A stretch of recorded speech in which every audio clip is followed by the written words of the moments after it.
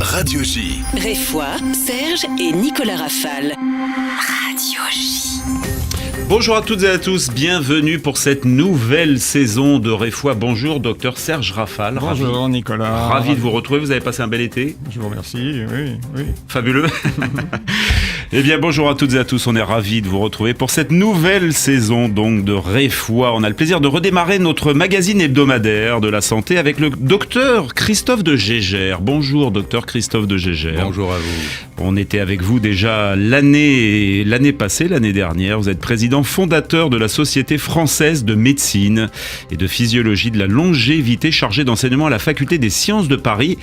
Vous étiez avec nous l'an dernier d'ailleurs pour un ouvrage passionnant, Médecine de la longévité, une révolution, aux éditions Guy Trédaniel, dans lequel vous livriez une réflexion sur l'allongement de la durée de vie et vous nous prodiguiez des recommandations pour qu'elle se déroule en bonne santé, c'est-à-dire sans maladie ou incapacité. Vous complétez votre propos en nous expliquant et en détaillant dans votre dernier ouvrage, Bien vieillir sans médicaments dès 40 ans, aux éditions du Cherche Midi, la méthode efficace pour prendre soin de votre capital santé.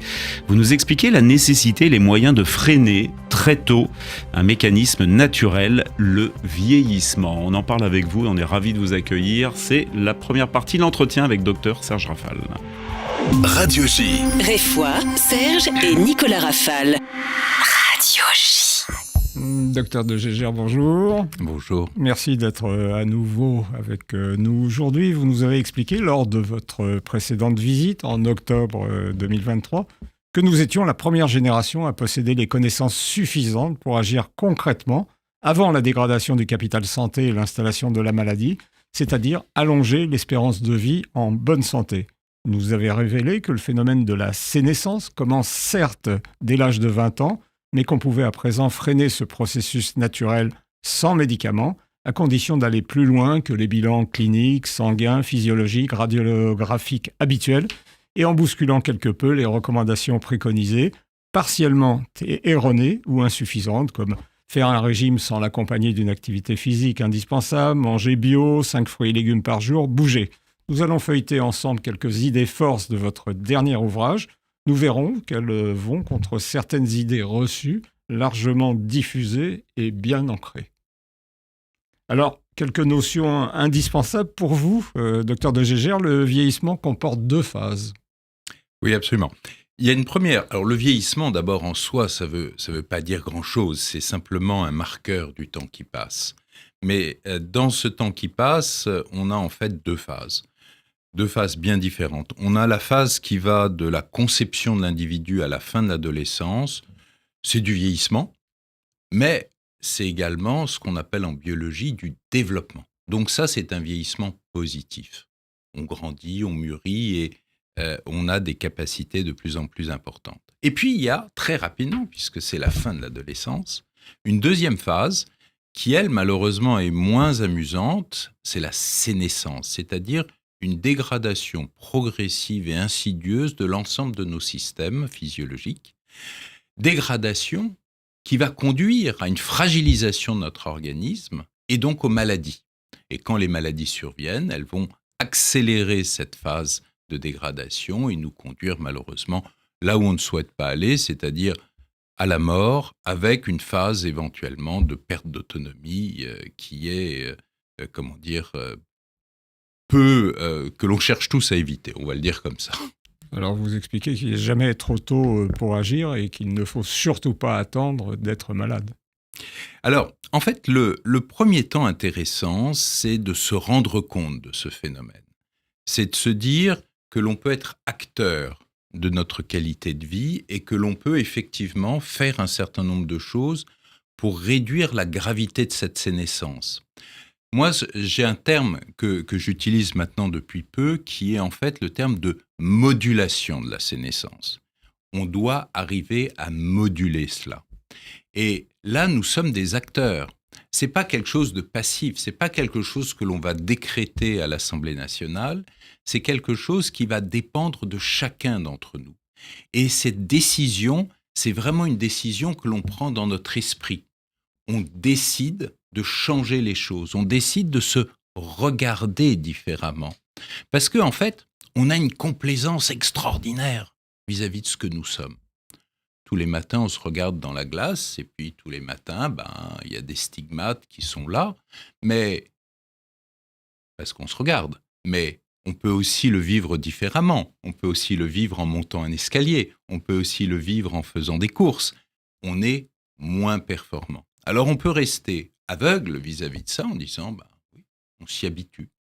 Et s'habituer à cela nous amène à avoir une tolérance vis-à-vis de cette sénescence qui, à mon sens, est préjudiciable.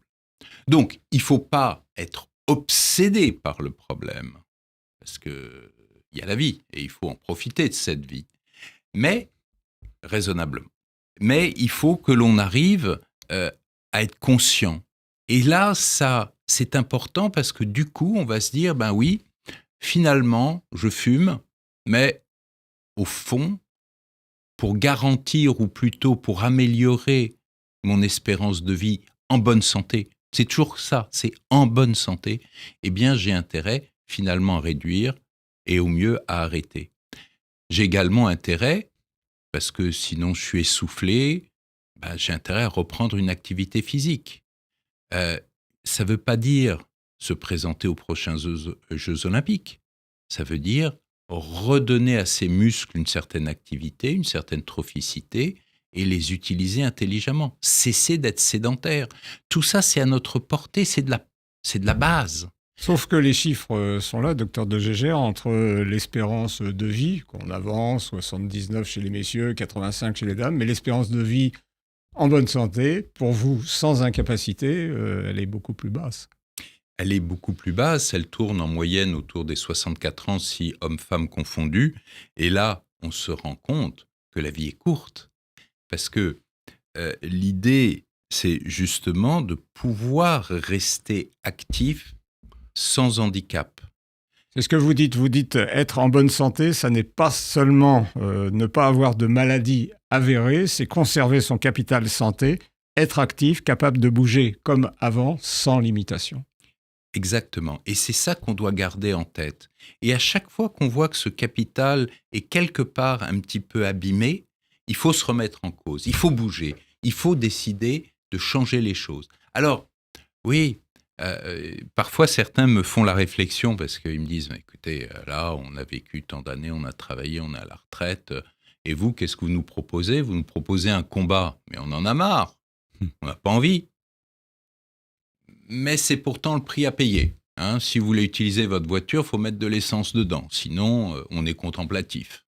Alors, c'est vrai que, et ça me surprend aussi, et si vous me le permettez, je vois des tas de gens qui réfléchissent aux choses, qui les mettent en pensée, qui polémiquent sur ces sujets, qui cherchent des molécules tout à fait particulières et singulières.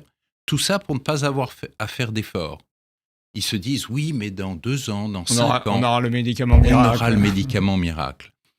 Je ne veux pas être un oiseau de mauvais augure, mais... Pour l'instant, il n'existe pas, ce médicament. Il n'existe pas et on n'en prend pas le chemin, honnêtement. Sauf si vous regardez l'aspect marketing, parce que quand on parle de longévité, c'est vraiment quelque chose de très scientifique. Être en bonne santé le plus longtemps possible, c'est très scientifique.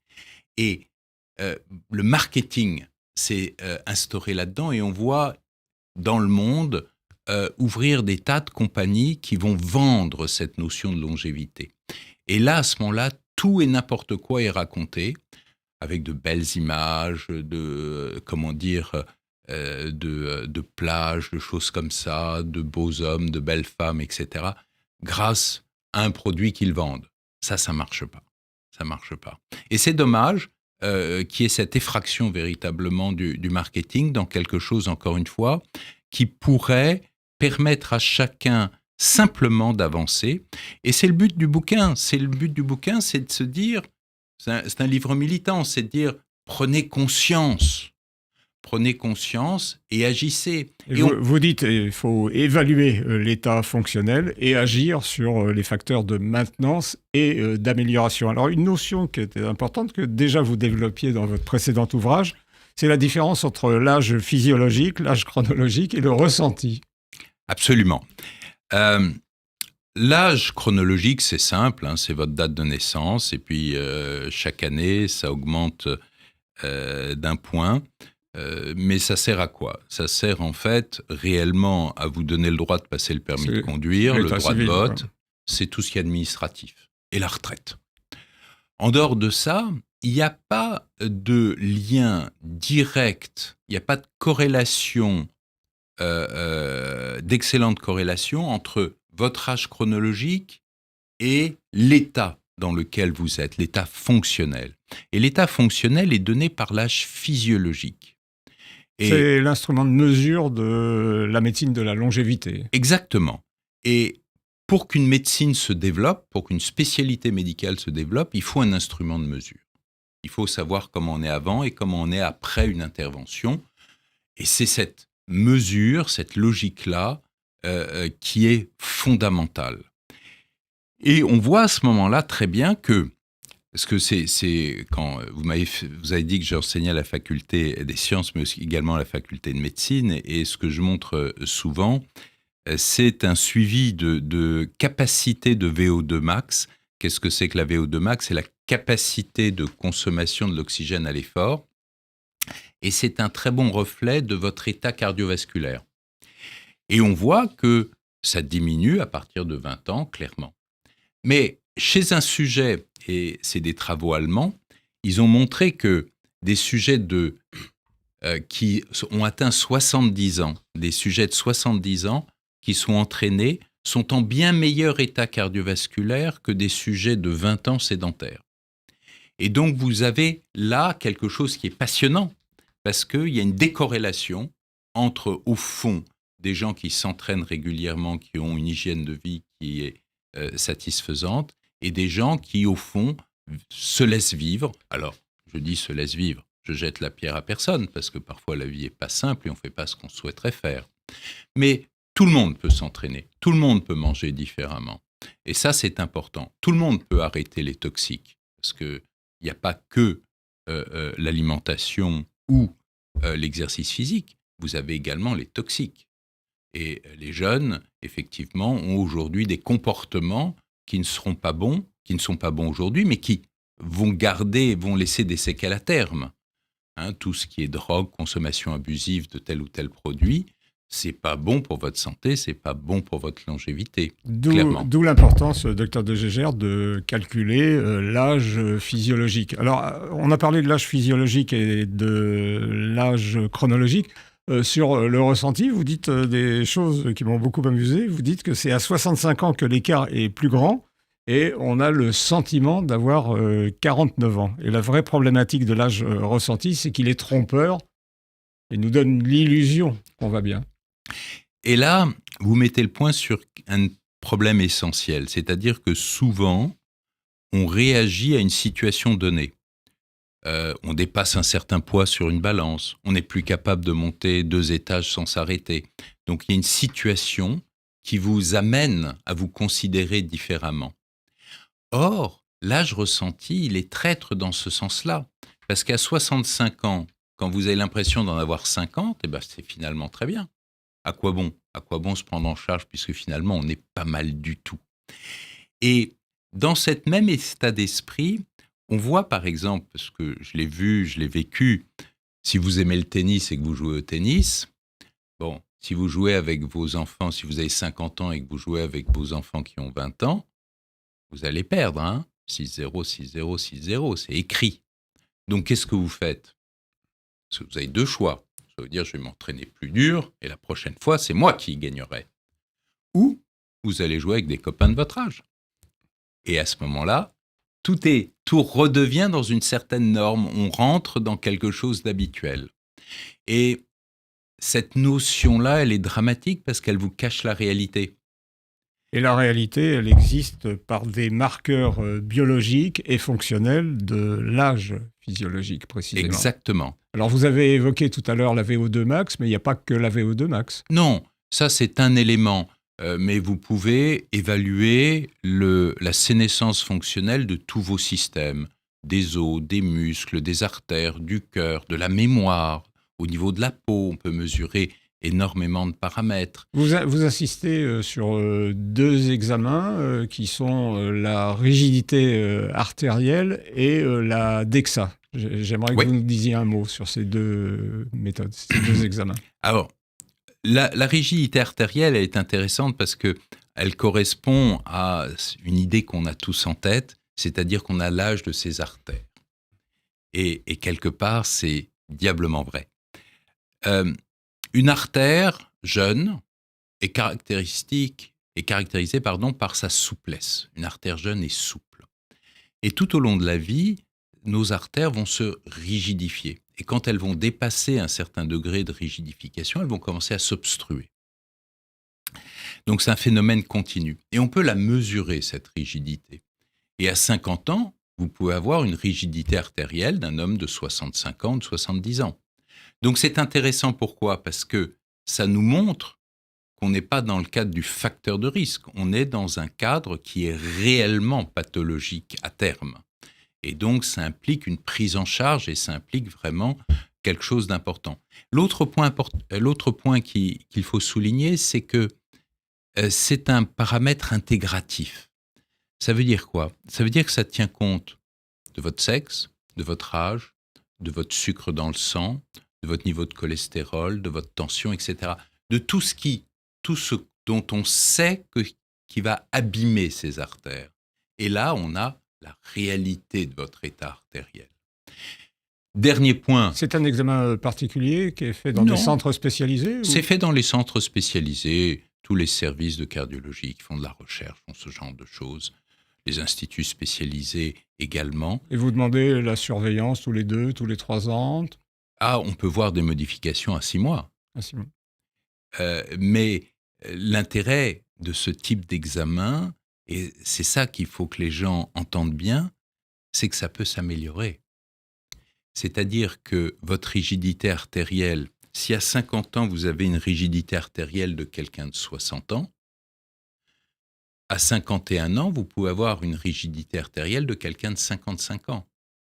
C'est-à-dire qu'il y a une dissociation entre les deux, et ça a été très très bien publié dans de multiples revues. C'est une réalité. Donc si vous faites ce qu'il faut, eh bien vous allez améliorer votre rigidité artérielle, et vous allez donc vous éloigner des pathologies cardiovasculaires. Vous allez nous expliquer ce qu'il faut faire. Je voudrais juste auparavant que vous nous disiez un mot sur la DEXA. La DEXA. Alors la DEXA, c'est un système qui nous permet de mesurer au gramme près la composition de notre organisme. C'est-à-dire que on a tous un poids, mais ce poids n'est pas forcément corrélé à la réalité de ce qui se passe dans notre organisme. Et la DEXA va pouvoir nous donner notre masse maigre, c'est-à-dire notre masse musculaire, notre masse grasse viscérale, la densité de nos os, qui sont autant de paramètres qui vont se dégrader avec la sénescence. Par exemple, la masse musculaire. La masse musculaire diminue avec le temps. Et à un moment donné, on rentre dans une situation qui est délétère pour notre organisme, qui est la sarcopénie. C'est-à-dire que quand vous manquez de muscles, vous rentrez en sarcopénie. Et ça, c'est un facteur de risque de toutes les pathologies gériatriques. Et donc, c'est très important d'arriver à dépister cet état. Parce que quand on vous regarde, vous pouvez être mince, bien, etc. Mais personne ne va dire, tiens, il est sarcopénique. Mais si on mesure cette situation, eh bien, on trouve. Et ça, c'est un problème de la médecine, de façon générale. En médecine, on ne trouve que ce qu'on cherche. À une époque, avant qu'il y avait des machines pour déterminer la densité osseuse, on ne parlait pas d'ostéoporose. On constatait simplement que les femmes, après un certain âge, se fracturaient plus. Les chirurgiens observaient que l'os était en moins bon état. Et ensuite, on a eu des machines qui nous ont permis de mesurer cette densité osseuse. Et là, on s'est dit, waouh, c'est fou. Et vous expliquez qu'en fait, de se mettre au régime, ce que font beaucoup, la surcharge pondérale et l'obésité, c'est près de la moitié de la population française, vous dites, malheureusement, on risque de perdre du muscle. Ça, c'est pas un risque, c'est une observation. Quand on voit que des gens cherchent à perdre du poids sur des courts termes en prenant des régimes qui sont restrictifs, eh bien la première chose qu'ils perdent, c'est pas la graisse, c'est le muscle. Et quand ils reprennent le poids, ils reprennent pas des muscles, ils prennent plus de graisse. Et en fait, ce déséquilibre entre masse musculaire et masse grasse ne fait qu'augmenter. Et avec ce déséquilibre viennent toutes les pathologies comme le diabète, l'hypertension, l'hypercholestérolémie, qui sont délétères à une espérance de vie en bonne santé. Vous expliquez, docteur de Gégère, que donner des compléments alimentaires sans faire de dosage est une aberration. Vous dites c'est ouvrir le capot d'un moteur et de verser juste de l'huile un petit peu n'importe où. Alors, oui, j'aime bien les analogies automobiles, mais reconnaissez que c'est exactement ça. Avec la sénescence, vous avez un certain nombre de déficits qui s'installent. Donc, il est légitime de corriger ces déficits. Vous dites des déficits hormonaux, déficits non hormonaux. Oui, c'est ça. Il y a toutes sortes de molécules dans l'organisme qui vont voir leur concentration diminuer. Et c'est là où, à nouveau, on rentre dans ce cercle un peu marketing, parce que vous avez des propositions sur Internet, partout, pour que les gens prennent ceci, cela, telle molécule miracle. Et ça correspond à rien. Si l'on veut, si on prend par exemple l'exemple de la vitamine D. Vitamine D, personne ne nie l'intérêt de la vitamine D. Personne ne nie le fait que nous sommes majoritairement carencés. Eh bien, et vous savez que la vitamine D, il y a 2 points importants à savoir. C'est que la vitamine D, 1, n'est pas une vitamine, mais c'est une hormone. Et en plus, c'est une hormone stéroïde. Donc c'est généralement, quand vous parlez d'hormones stéroïdes, tout le monde prend un temps de recul et se dit « oulala, oulala ». Mais quand vous l'appelez une vitamine, tout le monde se dit « ah ben c'est bien ». C'est rassurant, bien sûr. Voilà. Oui, mais c'est faussement rassurant et ça, c'est des problèmes de sémantique. Le deuxième point, c'est que la vitamine D ne sert pas que sur l'os. La vitamine D va avoir un effet sur le muscle. La vitamine D va avoir un effet sur le cerveau. La vitamine D protège de certains cancers. La vitamine D, comme on l'a vu avec l'épisode du Covid, sert sur l'immunologie, sur nos défenses immunitaires. Donc, il y a de multiples intérêts à avoir le bon dosage de vitamine D. Mais, pour savoir si vous avez le bon dosage, regarder votre front ou le bout de votre nez n'est pas suffisant. Eh bien, il faut faire un dosage plasmatique. Vous allez nous expliquer ça après une pause. Avec plaisir. A tout de suite pour la deuxième partie. On est en compagnie du docteur Christophe de Gégère, Bien vieillir sans médicaments dès 40 ans, paru aux éditions du Cherche Midi. Restez bien avec nous, restez branchés. Radio J. Réfoy, Serge et Nicolas Rafale. Radio J.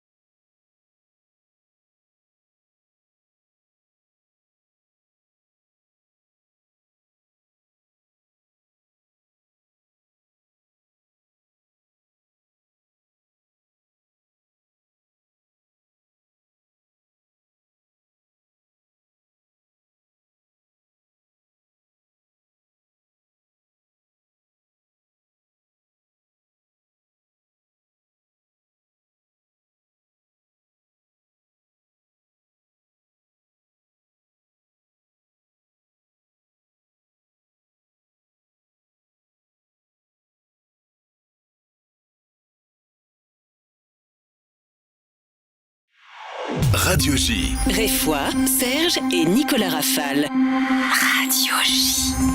Bien vieillir sans médicaments dès 40 ans. Paru aux éditions du Cherche Midi, le docteur Christophe de Gégère est avec nous. C'est un plaisir pour cette deuxième partie de Réfoy le Mag. Est-ce que, parce qu'on a terminé la première partie en parlant de la vitamine D, on est au sortir de l'été, on a pris suffisamment peut-être de soleil, peut-être même parfois un peu trop. Qu'est-ce qu'on fait avec cette vitamine D dont vous nous avez confié qu'elle était une hormone stéroïde, une vitamine stéroïde voilà, juste avant... Ça sera nouveau, ça, une vitamine stéroïde. Ouais. Non, mais ce qui est intéressant, moi, il m'est arrivé de voir des patients qui revenaient après 6 mois à Tahiti. Donc, je peux vous dire que d'un point de vue mélanodermique, ils étaient au top, mais en carence de vitamine D. Donc, le fait de se rassurer en disant « Tiens, je prends 10 minutes ou 20 minutes de soleil par jour » ou « Tiens, j'ai été cet été à la plage » n'est pas une garantie de votre taux de vitamine D3, qui est la forme efficace de cette vitamine. Donc, il n'y a pas le choix, il faut le mesurer. Et une fois que vous avez mesuré votre taux, et s'il y a une carence, encore une fois, s'il n'y a pas de carence, il n'y a pas lieu, mais s'il y a une carence, il faut corriger. Et à ce moment-là, il faut réévaluer. Et il faut environ 2 mois pour réévaluer un taux de vitamine D, donc il faut refaire une prise de sang. Et 2 solutions, soit c'est bien et on sait à ce moment-là qu'on est au bon niveau, soit c'est insuffisant, soit c'est trop d'ailleurs, c'est possible aussi. Mais donc, ça c'est tout le travail du médecin, et je pense que ça doit être le travail du médecin, parce que les vitamines D, vous les achetez partout. Sur Internet, si vous tapez vitamine D, vous avez immédiatement 30 pages, 100 pages d'offres de vitamine D de toutes sortes. Donc, je pense que tout ça doit rester médical. On va en parler dans quelques instants sur le rôle sur la peau également avec Vladimir qui est avec nous cette année encore. Donc, il faut vraiment attendre d'aller passer un examen pour voir si on est carencé en vitamine D. C'est très important, ça. Vous savez... Les caisses de sécurité sociale nous ont incité à ne pas demander des dosages systématiques, en disant finalement la majorité de la population est carencée, donc ce n'est pas la peine de faire des dosages. Il faut les faire avec une idée tout à fait précise dans des cas particuliers. Je ne sais pas trop ce que ça veut dire. Ben, si, le dosage de vitamine D est remboursé dans certains cas, comme des problèmes d'ostéoporose sévère, des choses comme ça, pour des facteurs de risque bien particuliers. Mais c'est un problème entre économie et science. Donc, moi, je critique personne. C'est un choix de la Sécu, c'est très bien, ça se défend. Et puis, il y a le choix de l'individu, de la personne, qui souhaite qu'on aille un peu plus loin. Vous préveniez dans la première partie sur les abus un peu de la médecine sur Internet. Donc, il faut faire gaffe aussi à ça.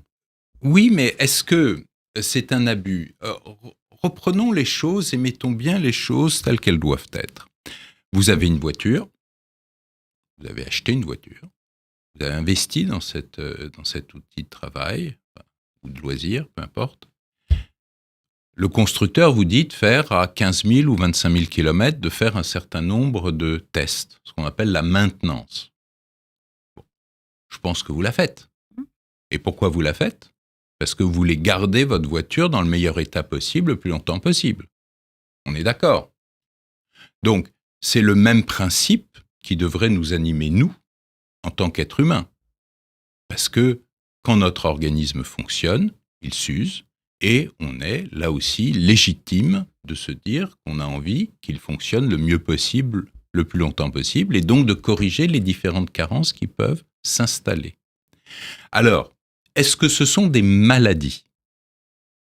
Parce que ça, c'est un autre problème. Est-ce que ce sont des maladies ? Non, ce n'est pas une maladie. Une carence en vitamine D, en soi, n'est pas une maladie.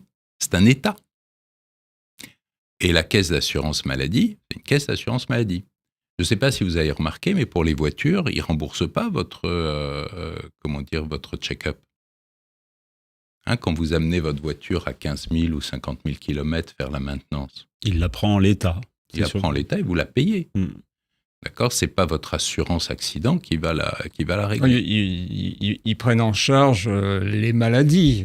Voilà. À partir de 50 ans, on peut proposer une mammographie, on a l'hémoculte, on a des examens qui sont... De dépistage. Qui sont de dépistage des maladies, Voilà. mais qui ne sont pas de la médecine de la longévité, comme C'est vous pas de la préconisez. prévention primaire. Mais vous disiez, lorsque vous étiez venu en octobre dernier avec votre précédent, en présentant votre précédent ouvrage, que cette sénescence, en première partie, vous avez dit soit développement, soit sénescence, l'un ou l'autre. Cette sénescence démarrait à l'âge de 20 ans. C'était un chiffre qui nous avait éberlué.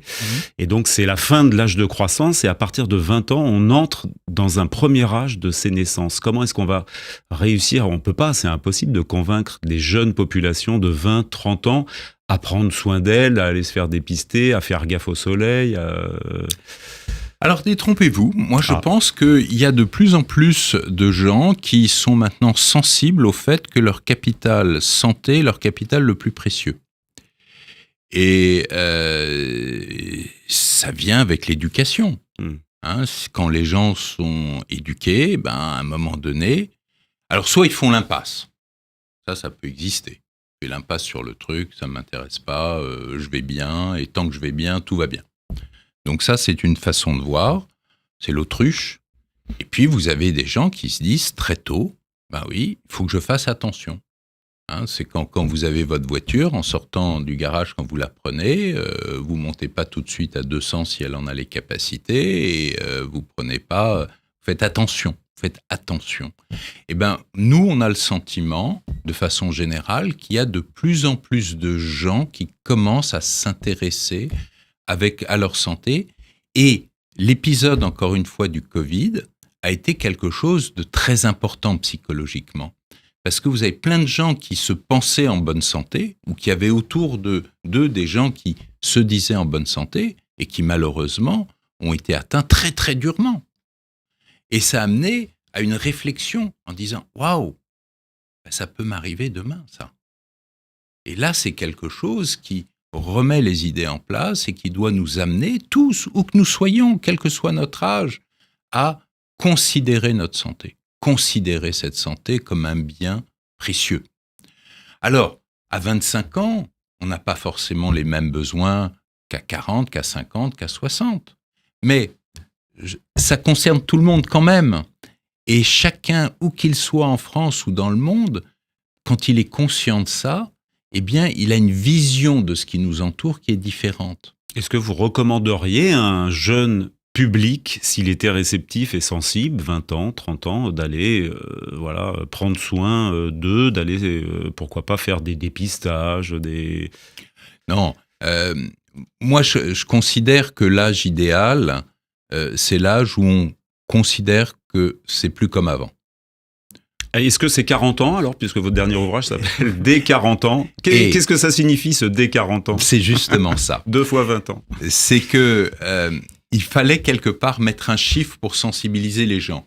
Parce que sinon, la longévité, c'est quand on a que 70 ans, 80 ans. Qu'est-ce qui se passe à 40 ans alors ? Qu'est-ce que vous avez constaté ?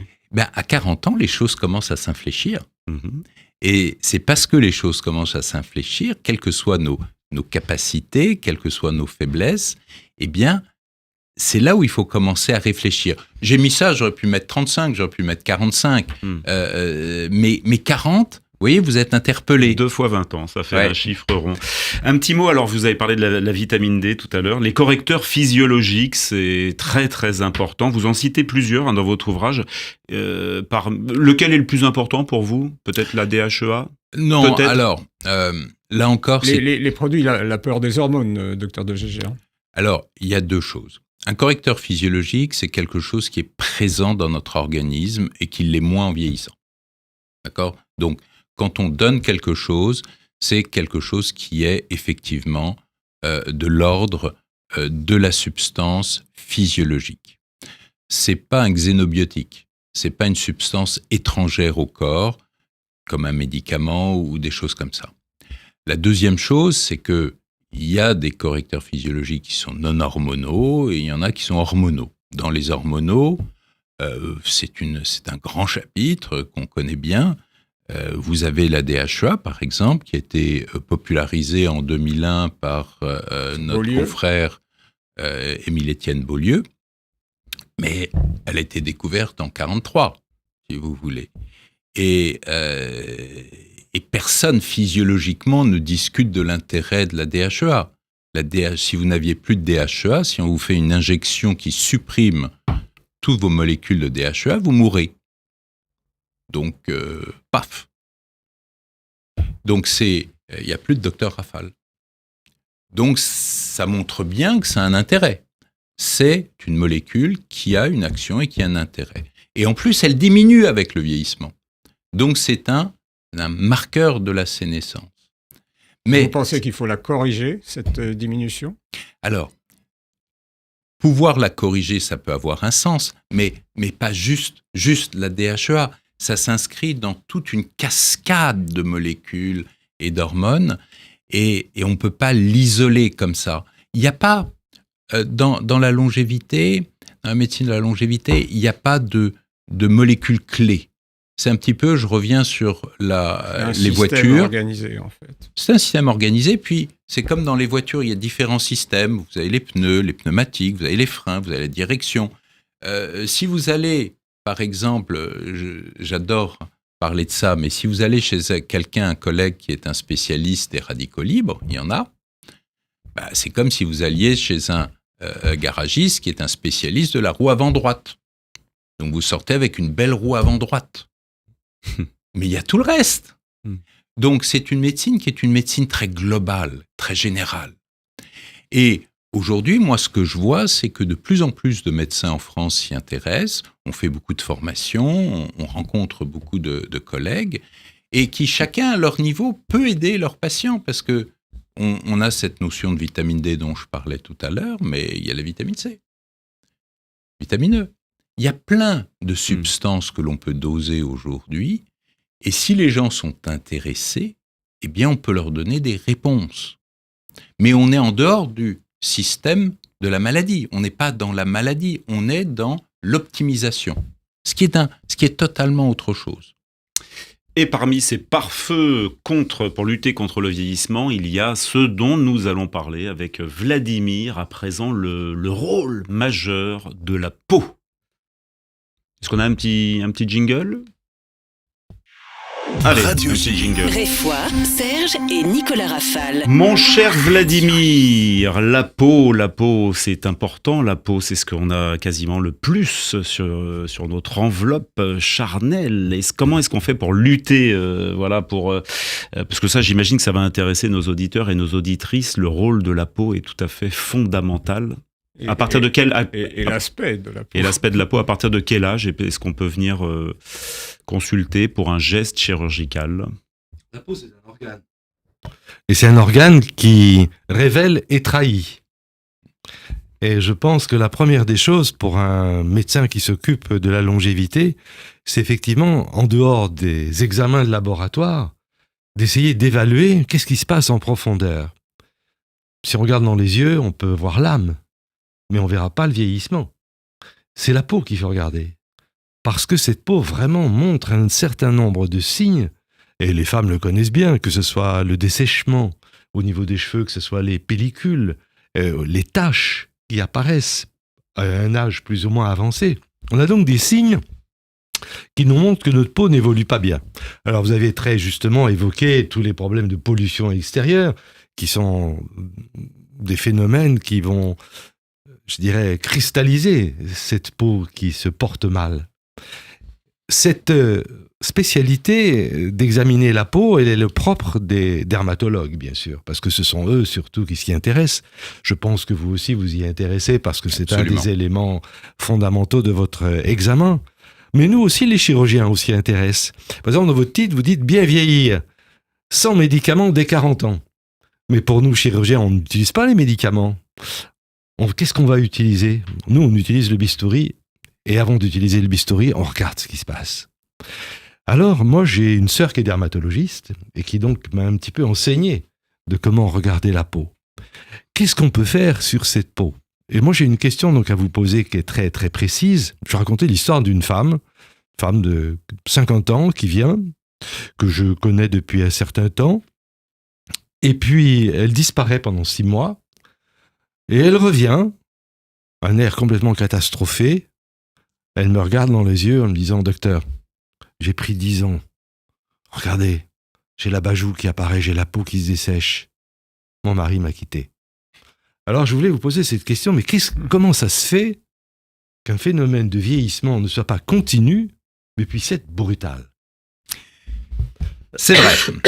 C'est vrai, on remarque qu'il y a des facteurs, des moments où on va vieillir. On va vieillir d'un coup. On va descendre d'une ou deux marches, ou 3 marches d'un coup.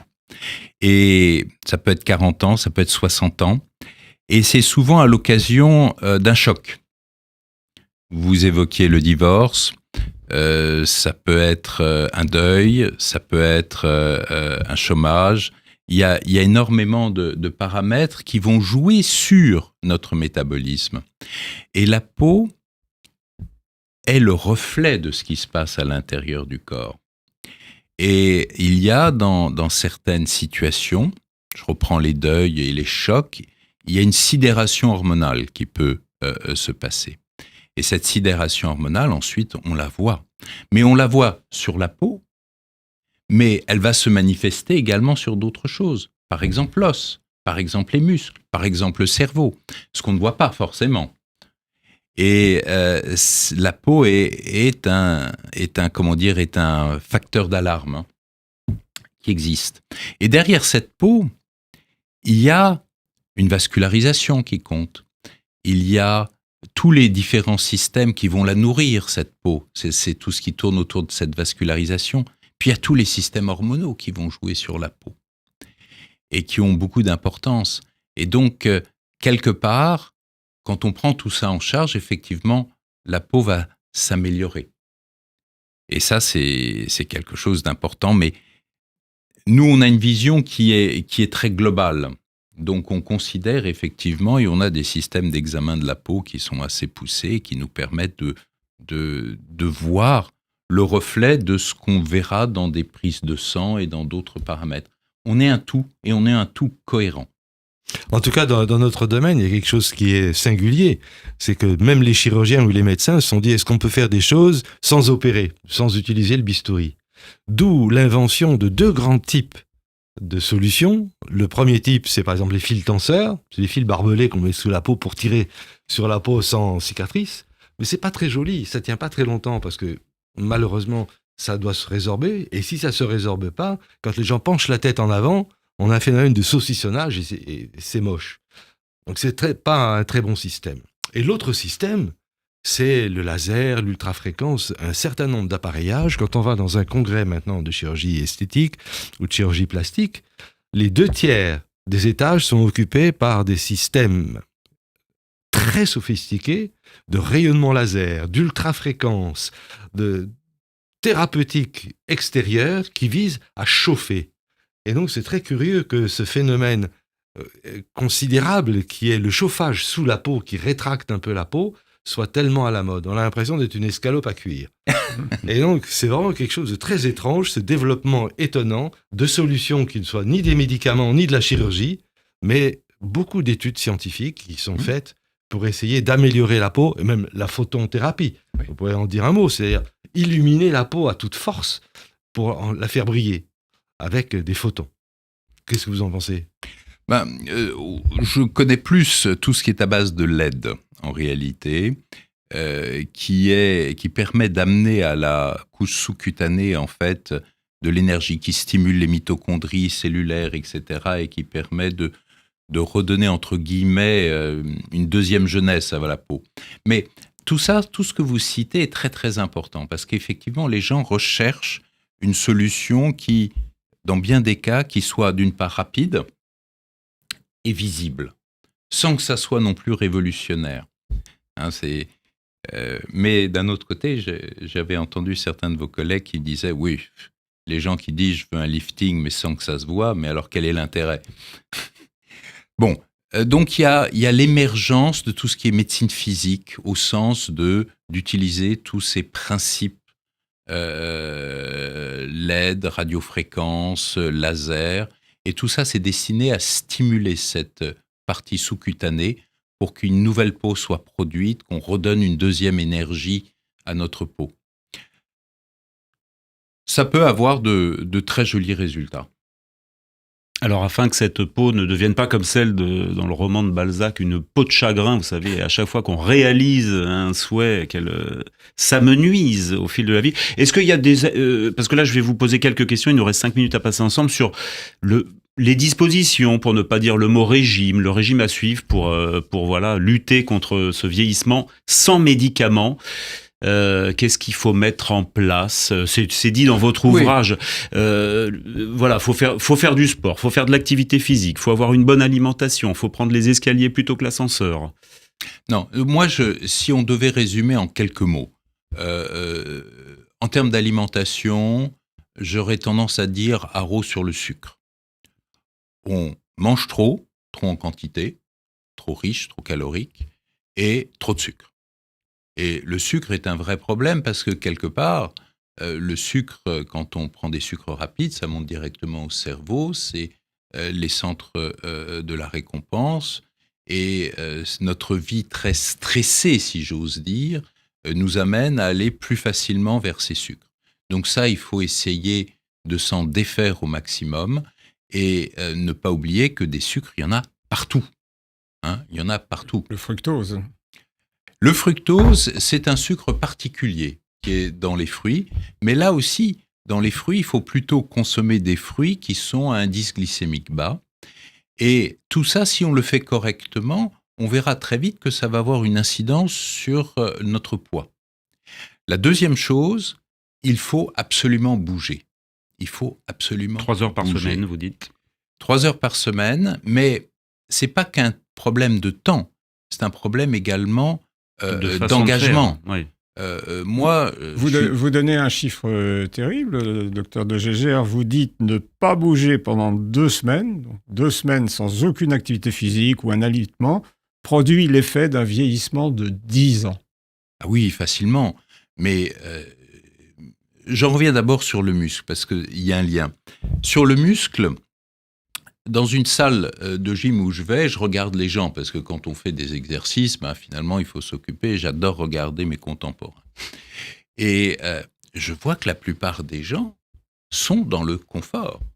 C'est-à-dire qu'ils savent soulever, alors ça dépend des exercices, mais 20 kilos, ils le font bien. Puis ils discutent avec les copains, et puis on redit 20 kilos.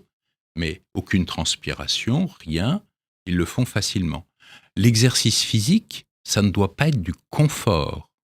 Il faut à un moment donné aller plus loin. No pain, no gain. Voilà, si vous voulez, en étant toujours prudent, en faisant les choses avec intelligence pour ne pas se blesser.